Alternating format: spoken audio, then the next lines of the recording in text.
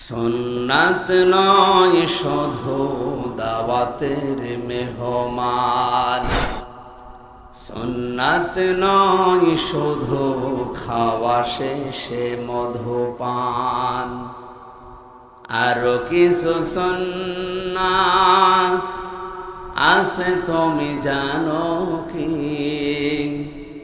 জানলেও জীবনে কখনো তা মানো কি? সুন্নাত শুধু নয় মজলুম সহায়ক, সুন্নাত ওহুদে জালিমের প্রতিরোধ, সুন্নাত শুধু নয় নির্জন ধ্যানে যাওয়া, আর সুন্নাত হলো পাথরের আঘাত খাওয়া। মহাব্বতে তার সুদিনের সাথী তুমি, মহাব্বতে তার সুদিনের সাথী তুমি, দুর্দিনেও তার পাশে থাকো কি? আর কিছু সুন্নাত আছে তুমি জানো কি? জানলেও জীবনে কখনো তা মানো কি? প্রাণপ্রিয় জেলা কুষ্টিয়া কুমারখালী থানার অন্তর্গত সান্দিয়ারা হাফিজিয়া মাদ্রাসার উদ্যোগে ডাসা হাই স্কুল ময়দানে মহাবিশ্বের মহাবিশ্বয় আমাদের মালিক মহান রব্বুল ইজ্জাত আল জালালের মুখের পবিত্র বাণী কোরআনে কারীম তাফসীরুল কোরআন মাহফিলের স্বনামধন্য সভাপতি জনাব আমির হোসেন জুয়েল, সভাপতি সান্দিয়ারা হাফিজিয়া মাদ্রাসা ও ডাসা মাধ্যমিক বিদ্যালয় কুমারখালী কুষ্টিয়া। ওই সভাপতিকে আতালাল্লাহু উমরাহু ওয়া বারাকাল্লাহু ফি হায়াতি, বলেন আমিন। দেখতে মনে হচ্ছে হযরতে বেলালের মতো লাগছে না? আল্লাহ পাক কিয়ামতে হযরতে বেলালের কাতারে যেন দাঁড় করিয়ে দেন। প্রধান অতিথি বাংলাদেশ জামাতে ইসলামী কুষ্টিয়া জেলা শাখার সম্মানিত জেলা আমির, বিশিষ্ট ইসলামিক চিন্তাবিদ, শিক্ষাবিদ, রাজনীতিবিদ জনাব অধ্যাপক মাওলানা আবুল হাশেম আতালাল্লাহু উমরাহু ওয়া বারাকাল্লাহু ফি হায়াতি, বলেন আমিন। এতক্ষণ যারা এখানে আলোচনা রাখলেন আপনাদের এই থানার কৃতি সন্তান, ইসলামিক চিন্তাবিদ, হাজার হাজার আলেমের উস্তাদ হাফেজ মাওলানা জুলফিকার আলী, আলোচনা রেখেছেন হাফেজ মাওলানা শামসুল আলম বকুল। এখানে উপস্থিত আছেন খোকসা কুমারখালী এ আসনের বাংলাদেশ জামাতে ইসলামী মনোনীত এমপি পদপ্রার্থী, ইসলামিক চিন্তাবিদ, রাজনীতিবিদ, শ্রদ্ধাভাজন বড় ভাই জনাব আফজাল হোসেন দামাত বারকাতুহুমুল আলিয়া, বলেন আমিন।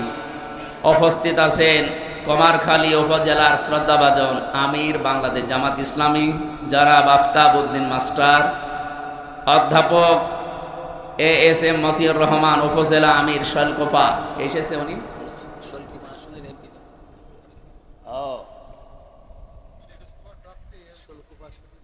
শৈলকুপা বাংলাদেশ জামাত ইসলামী মনোনীত এই আসনের জন্য উনি মনোনীত এমপি পদপ্রার্থী এসেছিলেন। উনি মনে হয় মাগরিবের পরে, আমি যখন যাচ্ছিলাম ওই সময় দেখলাম কথা বলছিলেন। এখানে উপস্থিত আছেন হাফেজ মাওলানা মোহাম্মদ আবু সাইদ, ইউনিয়ন আমির পান্টি কুমারখালী কুষ্টিয়া, এই ইউনিয়নের সম্মানিত আমির। মঞ্চে বসা অত্র এলাকার সর্বজন শ্রদ্ধাভাজন ব্যক্তিবর্গ, সামনে বসা মুসলমান ভাইরা, পর্দার আড়ালের সম্মানিতা মা এবং বোনেরা, এই যে যারা দাঁড়িয়ে আছেন বসার জায়গা পান না, এসব জায়গায় তো বসা যায় না। এত মূর্তি ভাঙার পরেও যদি এরা দাঁড়িয়ে থাকে, আমার মনে হয় মূর্তি বাদ দিয়ে এদেরকে ভাঙার দরকার ছিল। যাদের মাজায় সমস্যা নেই একটু বসে, এটা ইবাদত চলছে অলরেডি। এখানে কত ব্যস্ততম মানুষ বসে আছে আপনারা টের পাচ্ছেন।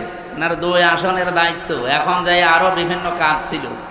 কোরআনে কারিমের মহাব্বতে কোরআনে কারিম শোনার জন্য উনি বসে গেছেন। ওনার মতো ব্যস্ত মানুষ আরো যারা যদি বসে থাকতে পারে কোরআনের মহাব্বতে, আপনি দাঁড়িয়ে আছেন কেন? বসেন, নাকি চেয়ার দেওয়া লাগবে? বসে পড়েন। এই ছেলে, কতবার বলা লাগে বসেন।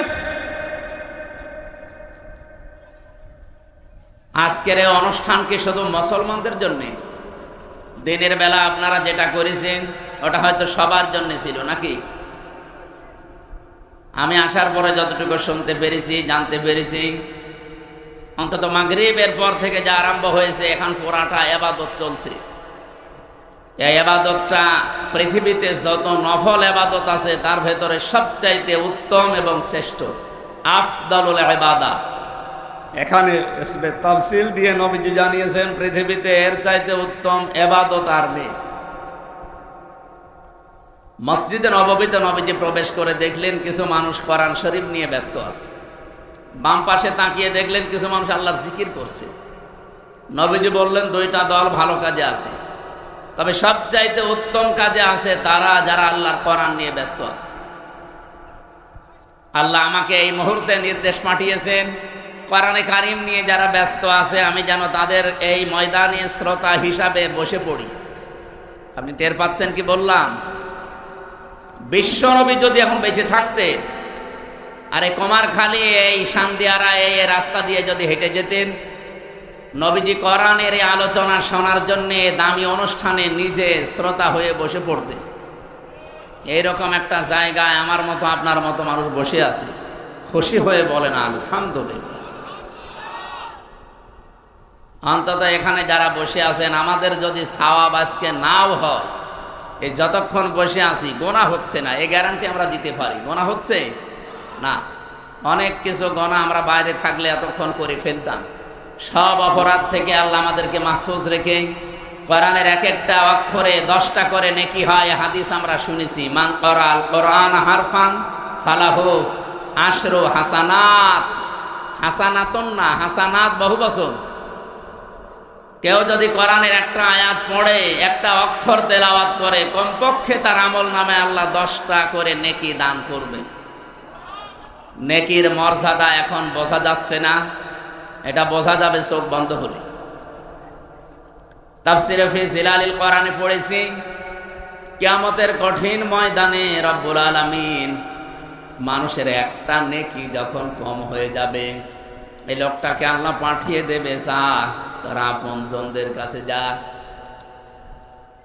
চিন্তা করবে পৃথিবীতে সবচাইতে বেশি কষ্ট স্বীকার করেছিল আমার জন্য আমার মা, এই জন্য মায়ের কাছে প্রথমে যাবে, ভাইয়ের কাছে যাবে।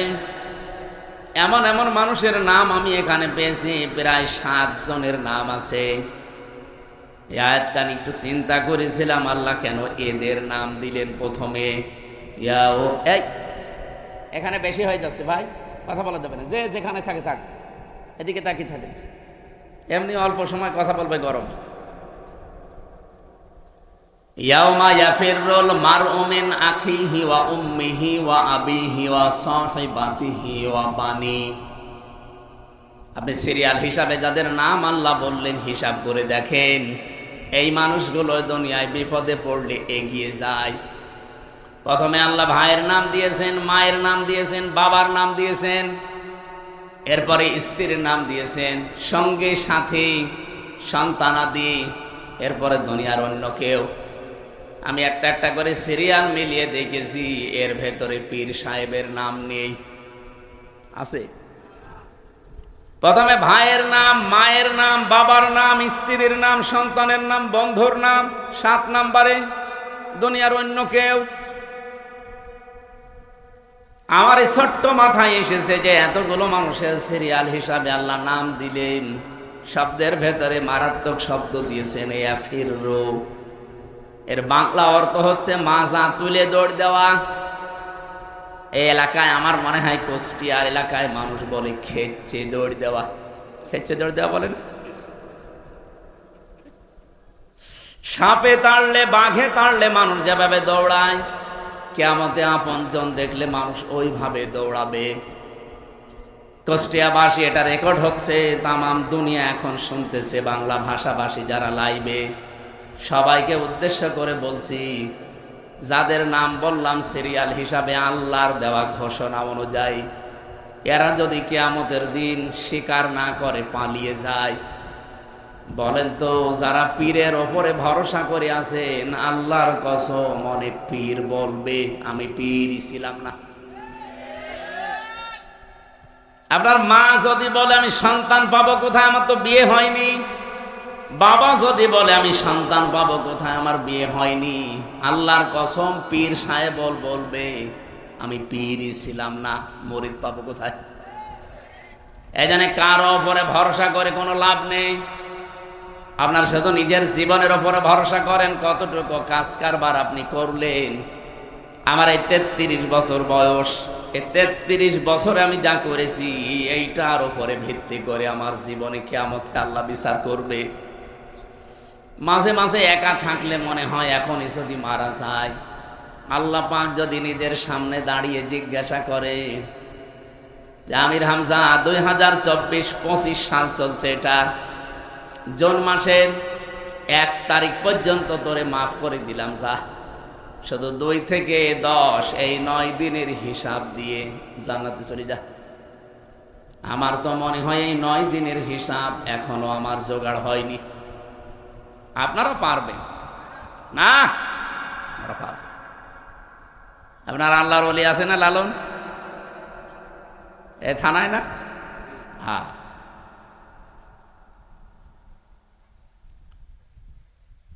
তাফসিরে ফি জিলালিল কোরআনে সাজ্জাদ কুতুব রহমাতুল্লাহ আলাইহি আয়াতের ব্যাখ্যা করতে গিয়ে লিখেছেন, কিয়ামতে যখন একটা একটা করে সবাই পালিয়ে যাবে, লোকটা মাথা নিচু করে সে আল্লাহর দরবারে দাঁড়াবে।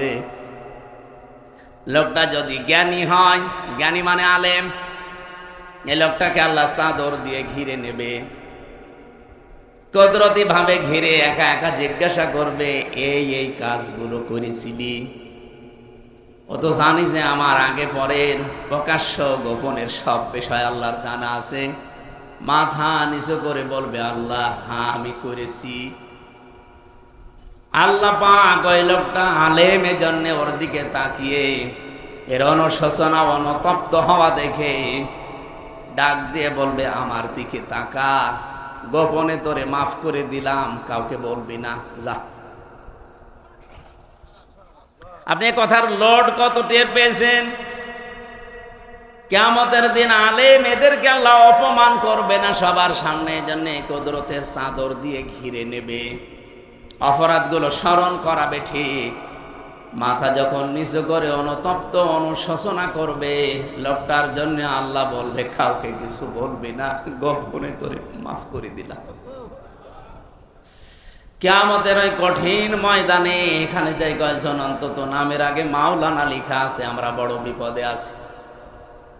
হযরতে আবু দারদা বলেন হাদিসের ব্যাখ্যা করতে গিয়ে, ওমান আমিলা ফিহি মাজা, কিয়ামতের ময়দানে 5টি প্রশ্নের 5 নাম্বার আল্লাহ বলবে যতটুকু জানতে তার কতটুকু মানতে, এটা বলো।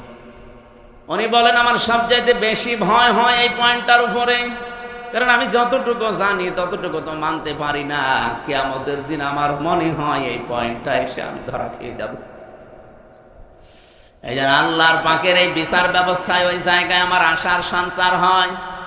আলেমদেরকে আল্লাহ ঢেকে ফেলবেন কুদরতি চাদর দিয়ে, সবার সামনে অন্তত অপমান না করে বলবে বান্দা কাউকে বলবি না, যা আমার যে গফুর আর গফফার নাম আছে আমি তোরে মাফ করে দিলাম। পৃথিবীতে যত ইবাদত আছে আপনি চিন্তা করতে পারেন, সব নফল ইবাদতের ভেতরে আজকের এই অনুষ্ঠানটা আল্লাহর কাছে সব চাইতে দামি।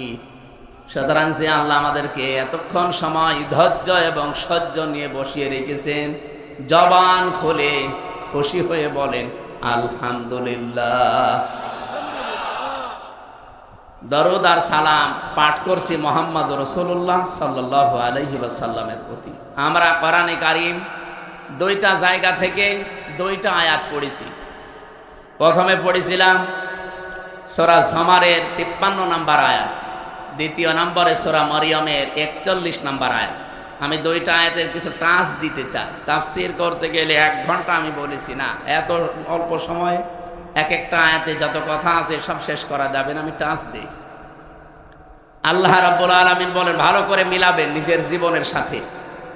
অযকুর ফিল কিতাবি ইব্রাহিম বা ইব্রাহাম, এখানে 7টা কিরাত আছে।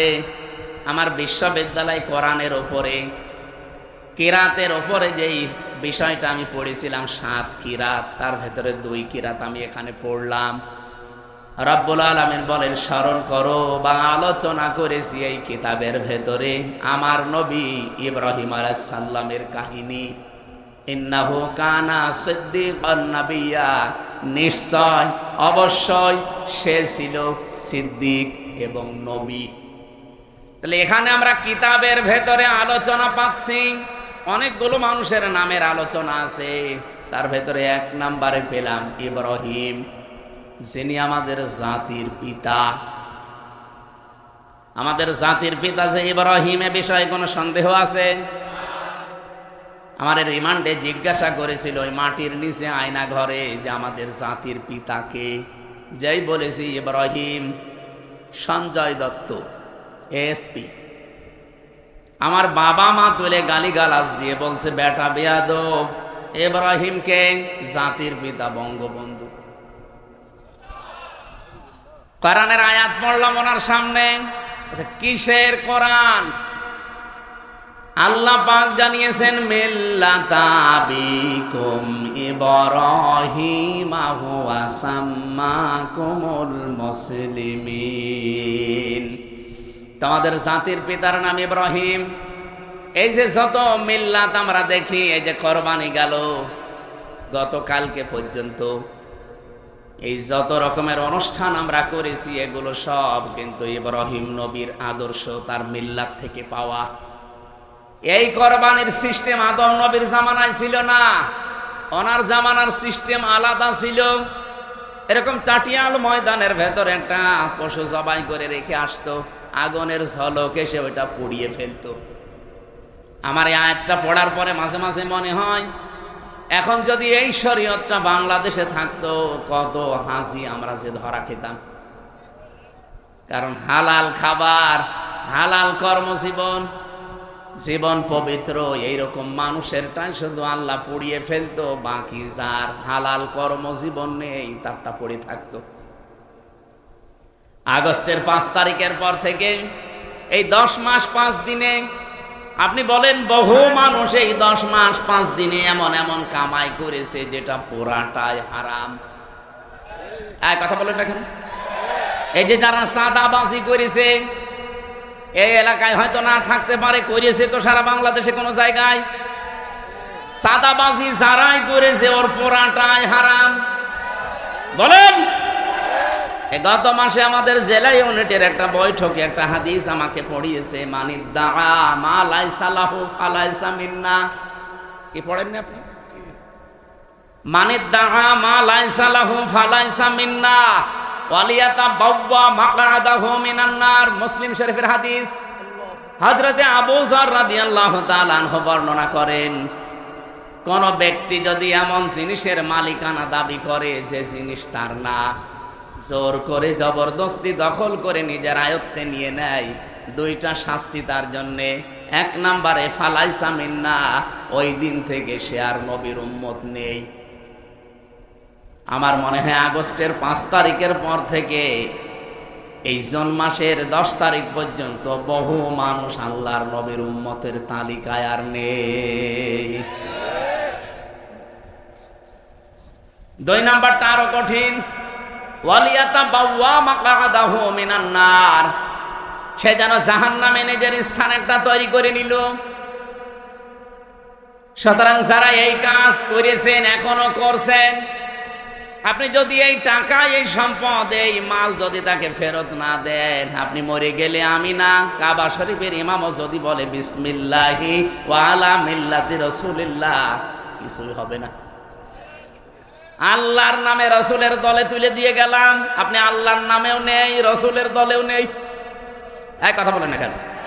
সুতরাং আমরা চাই, আমার নিজের জেলা এটা, 64 জেলার ভেতরে জেলার প্রতি আমার মায়া মহব্বত ভালোবাসা এমনি মানুষ হিসাবে একটু বেশি। সেই হিসাবে বলছি, যারা অন্যের সম্পদ দখল করেছেন ফেরত দেন। কারা কারা দেবেন হাত তোলেন তো। ও, এলাকায় হালকা কয়েকজন আছে, ঠিক। হাদিস মনে হয় এখানে বলা আমার ঠিক হইল না নাকি? এলাকায় তো এগুলো নেই। পরে পরে বলেন তো এখানে আপনি কি বুঝলেন হাদিসের? এবার টিকা বলি, টিকাটা না বললে অনেকে ভুল বুঝবে। কারণ আগস্টের 5 তারিখের পরে 1 মাস না যেতে একজনের ফতোয়া দেখলাম, সে বলছে ইসলামী ব্যাংকও ছিনতাই করেছে একদল। এরকম ডাহা মিথ্যা কথা আপনি বলতে পারলেন? এবার টিকা বলি, তারপরে দেখেন তো হযরত আবু যর রাদিয়াল্লাহু তাআলা আনহু থেকে বর্ণিত মুহাদ্দিসিন ইকরাম টিকায় লিখেছেন, কোন জিনিস যদি আপনার ছিল কিন্তু হাত ছাড়া হয়ে গেছে, হারিয়ে গেছে, বেদখল হয়েছে, ওটা যদি আপনি আবার ফেরত পান তাহলে আপনি হাদিসের শাস্তির আওতা মুক্ত থাকবেন। কুমারখালীবাসী ভালো করে একটু শোনেন, ইসলামী ব্যাংক অনেকে বলে এটাও ছিনতাই হয়ে গেছে। কে বলেছে ছিনতাই হয়েছে? যাদের ব্যাংক তারা ফেরত পেয়েছে। ইসলামী ব্যাংকে আপনার বাবার বলেন, যারা মাথার ঘাম পায়ে ফেলে বানিয়েছিল তারা ফেরত পেয়েছে। শুধু ফেরত দিলেই হবে? ওদের তো অন্তত যা ক্ষতি করেছেন ক্ষতিপূরণ দেওয়া লাগবে। ৭৫,০০০ কোটি টাকা এখান থেকে সরিয়েছে, এই টাকাগুলো তাকে দেওয়া লাগবে। যারা কথা বলেন যে ইসলামী ব্যাংক তো ছিনতাই হয়ে গেছে, আপনার মুখে কিয়ামতের দিন আল্লাহ সেলাই করে দেবে। এরকম দাহা মিথ্যা কথা আগামী থেকে আর বলবেন না। কিছু মানুষের চরিত্র এখন দেখছি, কথা বললে শুধু মুখ দিয়ে মিথ্যা কথা বের হয়। সেদিন দেখলাম এক চাচা, রাকিব নামে এক চাচা, ওনার ৬-৭ সেশন, আমারও বড়, উনি এখনো সভাপতি। আমার সেই 15 সালে ছাত্র জীবন শেষ হয়ে গেছে, ওর তো আরো 2 বছর আগে 13 সালে শেষ হওয়ার কথা। ও এখনো সভাপতি থাকে কি করে? ওমান আছে কিয়ামত পর্যন্ত সভাপতি থাকবে। গত 2 দিন আগে ঘোষণা দিয়েছে এই দেশে যে ইসলামী ছাত্র শিবির 1971 সালে রক কেটেছে। 1971 সালে শিবির বলে এই বাংলাদেশে কিছু ছিল, ও তো প্রতিষ্ঠা হয়েছে 1977 সালে। এক কথা বলছেন এখানে? এরকম দাহা মিথ্যা কথা আপনি বলবেন আর দেশের মানুষ শুনবে? অত পাগল দেশের মানুষ আর নেই। এই জন্য অনেকের চরিত্র আজ উদ্ভাসিত হয়ে গেছে। মানুষ বলছে তো পাগল, এ মেয়াদ উত্তীর্ণ গাঁজা খেয়েছে, এ কারণে এরকম কথা।